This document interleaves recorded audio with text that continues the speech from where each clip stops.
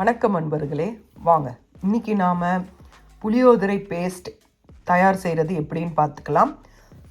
அதுக்கு நான் 2 டீஸ்பூன் தனியா எடுத்திருக்கேன், 1 டீஸ்பூன் மிளகு எடுத்திருக்கேன், 1.5 டீஸ்பூன் உளுத்தம்பருப்பு, 1 டீஸ்பூன் ஜீரகம், 1/2 டீஸ்பூன் தனியா இது வெந்தயம், 1.5 டீஸ்பூன் கடலைப்பருப்பு, 3 வரமிளகாய் எடுத்திருக்கேன்.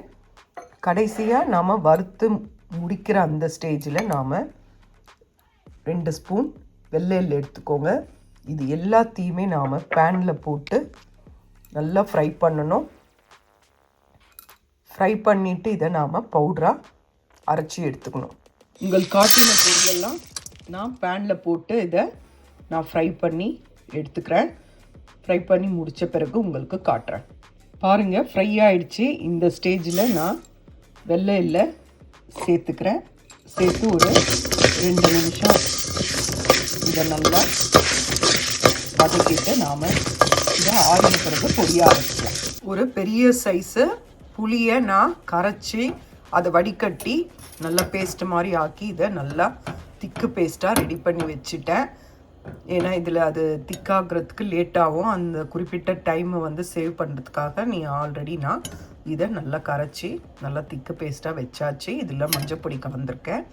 இப்போ வாங்க பார்க்கலாம். இது சேர்க்க மறந்துட்டேங்க, அந்த பொடியோட கடுகையும் சேர்த்துங்க. இதையும் கொஞ்சம் பொரியிற அளவுக்கு வறுத்துட்டு நம்ம அந்த பொடியில் இதை கலந்துட்டு எல்லாத்தையும் சேர்த்து பவுடர் ஆக்கிடலாம். ஒரு பேனில் நல்லெண்ணெய் எடுத்துக்கோங்க. ஒரு நல்ல குழிக்கரண்டி ஃபுல்லாக எடுத்துக்கோங்க. எண்ணெய் இருந்தால் தான் நல்லாயிருக்கும். அதில் கடுகு போட்டுக்கோங்க. அதுக்கப்புறம் கடுகு பொரிஞ்சதும் கடலைப்பருப்பு, உளுத்தம்பருப்பு உங்கள் தேவைக்கேற்ப போட்டுக்கோங்க. போட்டு இதை நல்லா ஃப்ரை பண்ணுங்கள். நல்லா பொரிஞ்ச பிறகு இதில் நீங்கள் வேர்க்கடலையை சேர்க்கணும். வத்த வேர்க்கடலை இருந்தால் அப்புறம் சேருங்க. பச்சை வேர்க்கடலை இருந்தால் இந்த கடலைப்பருப்போடையே அதையும் சேர்த்து நல்லா ஃப்ரை பண்ணி எடுத்துக்கோங்க. நான் வறுத்த வேர்க்கடலை தான் போட போவேன். ஏற்கனவே சட்னிக்காக நான் அதெல்லாம் வறுத்து வச்சுருக்கேன். அதனால் அது எடுத்து இதில் நான் சேர்த்துப்பேன். இது நல்லா வறுப்படட்டும். உங்கள் காரத்துக்கு ஏற்ற மாதிரி நான் ஒரு 5 பச்சை மிளகாய் எடுத்திருக்கேன். நல்லா ஒரு 1/2 துண்டு இஞ்சியை தோல் சீவி நல்லா குட்டி குட்டியாக நறுக்கி வச்சுருக்கேன். வேர்க்கடலை சேர்த்த உடனே நாம் இதையும் அதில் சேர்த்துடலாம்.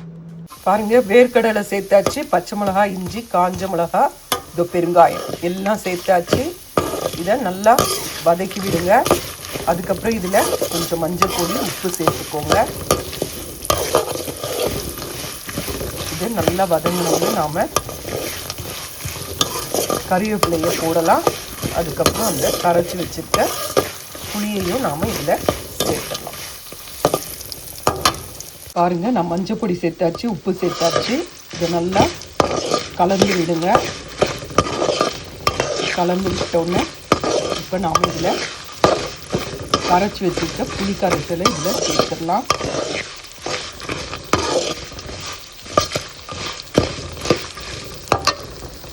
புளி கரைசலை சேர்த்தாச்சு. இதை நல்லா எண்ணெயில் மிக்ஸ் பண்ணி விடுங்க.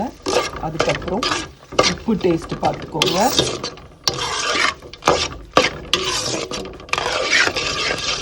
நல்லா கலந்து பாருங்கள், வறுத்து வச்ச பொருளை நம்ம பவுடராக அரைச்சிட்டோம்.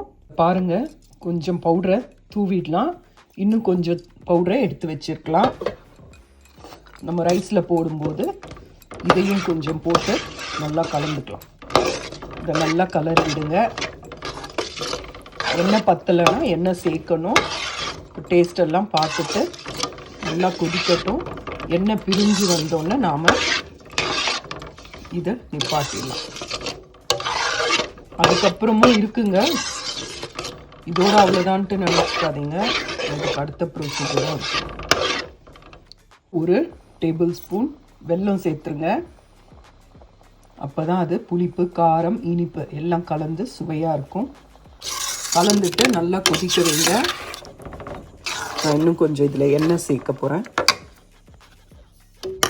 பாருங்கள், சுவையான புளியோதரை பேஸ்ட் ரெடி. இதை நாம் செஞ்சு எடுத்து வச்சிட்டோன்னா சாதத்தை வேணும்போது வடிச்சிட்டு அதில் இதை போட்டு பிசைஞ்சு சாப்பிடலாம். இது கோவில் புளியோதரை.